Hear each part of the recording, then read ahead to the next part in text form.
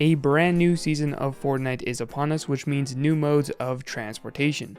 Right here is an old list of transportation methods, but the majority of these have been vaulted, so we'll go ahead and remove them off of the list. Now let's talk about one of the new transportation methods, cannons. When on a flat plane, a cannon will shoot you 225 meters in 10.5 seconds. That speed is actually faster even than planes used to be, but unlike planes, the cannon won't carry you forever. So if your goal is to outrun the storm, the cannon will actually be a fairly slow option. In a 45-second time frame, using the cannon and then sprinting will take you 81 planks or about 405 meters, which is obviously better than normal sprinting, but still not the most ideal option. While the cannon may not be your first choice, it still can come in handy when you are in desperate need of anything to help you move forward. Right here's a map of all 7 pirate camps, which is actually a challenge for week number 1 of season 8, and these pirate camps come equipped with a campfire as well as multiple cannons. These aren't the only locations in which cannons can spawn, but knowing these locations can come in extremely handy for both the cannons and the campfires. Also, if you were wondering what the best angle is to shoot a cannon to go as far as possible, it's very simple.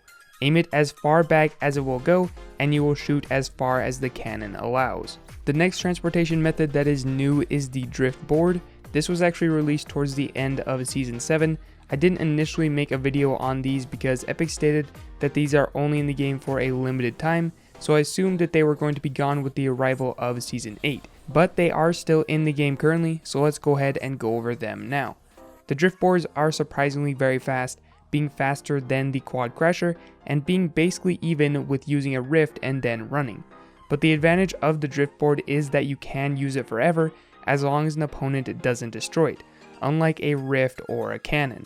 One thing to note about the Driftboard is that unlike all other boost powered vehicles in Fortnite, you can't actually hold down the boost button and have it be used continually when it's ready. You have to manually release and press the button every time it charges up, which can cause some reduction in speed due to human error, but nothing too severe as long as you're paying close attention. So what is the fastest transportation method in Fortnite Season 8?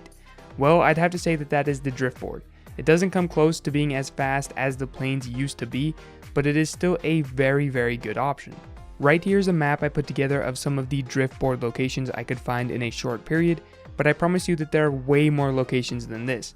The Driftboards are probably the most readily available transportation item we've ever had in Fortnite's lifetime, which is something I'm personally a big fan of. Allowing people to consistently avoid dying to the storm always makes the end of matches much more enjoyable. One transportation method that I did not put on the list are the new volcanic vents. I didn't put them on the list because they're so similar to rifts, but they're a little bit worse. So what's going to happen is it's going to give you good short-term movement ability, but for the long term you're going to have to keep on running. So using something like a Driftboard and even combining it with a volcanic vent is going to be a much smarter approach. Only Epic knows how long Driftboards will remain in the game, but for now they reign supreme.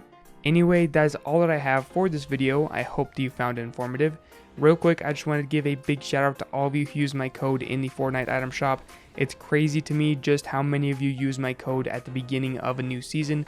I'm sure a lot of you don't buy a lot of skins, so the start of a season is probably the only time you actually spend V-Bucks, and it means a lot to me that you do choose to use my code. So thank you to all of you who did use my code, and thank you to all of you who made it to this point in the video and support me just by watching these videos. It truly means a lot to me, and I'll catch you all in my next video.